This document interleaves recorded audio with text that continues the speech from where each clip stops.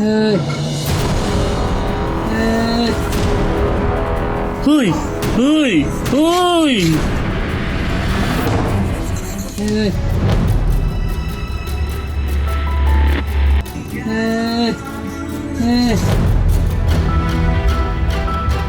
Ang bato!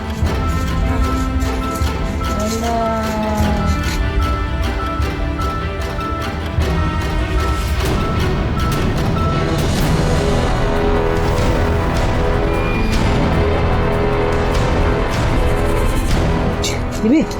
Bibi! Hoy! Hoy! Hoy! Hoy!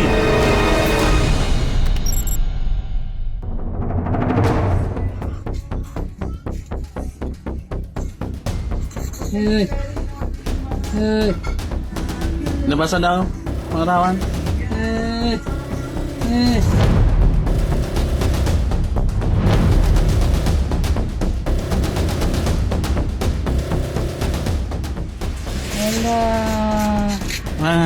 Masilo siya.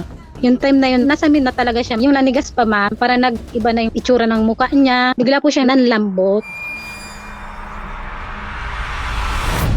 Bibi! Bibi! Sobrang nataranta po ako. Nagpanik na po talaga ako ma'am. Yun po yung maling-mali po sa akin. 2 klase po yun. Vitamins niya na papainom sa kanya. Prescribe ng midwife na nagpaanak po sa akin. Hawak ko na po yung vitamin ko. Saka naman po, kinuha nung kapitbahay namin. Kinarga niya po. Yung position niya po, ganito. Nakatihaya po siya ma'am. Pinainom ko na po sa baby ko. Expected ko po, itataas niya yung ulo ng baby ko. Doon na po ako kinutuban. Sabi ko, masasamid yung baby ko. Hoy! Hoy!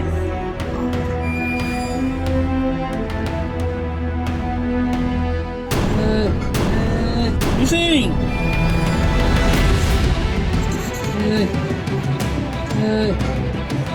Labasan daw, mga rawan. Ang bato!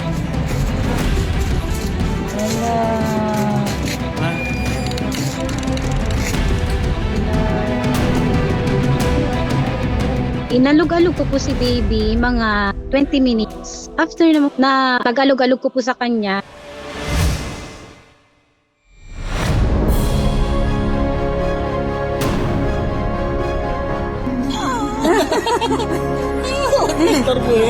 yun po na himasmasan po ako noon ma'am. Nawala po yung kaba ko ma'am nung nakita ko pong umiyak yung baby ko. Tapos nag-normal na po yung paghinga niya. Ay!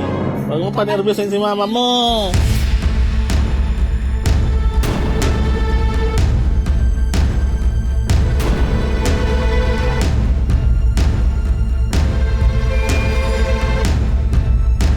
Yung breastfeeding or breast milk ay sapat na para sa nutrition niya, sa vitamins niya hanggang 6 na buwan. However, hindi naman din pong masama na mabigay tayo ng vitamins para sa bata. Lalo na ang mga pinapanganak na mababa ang timbang ay kinakailangan din ng vitamins para lumaki. Siyempre, dapat ito ibigay ng isang pediatrician. Pag nasa mid ng isang baby, kailangan mong i-pick up yung baby tapos patapayin mo siya sa teeth tapos pagpakin mo siya ng konti. Definitely, hindi yan katulad natin na painumin mo ng tubig. Hindi nila kinakailangan ng tubig para sa nabubulunan.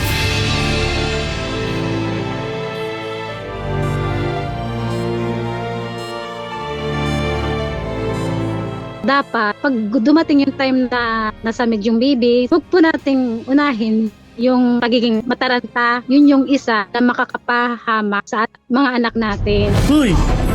Hoy! Hoy!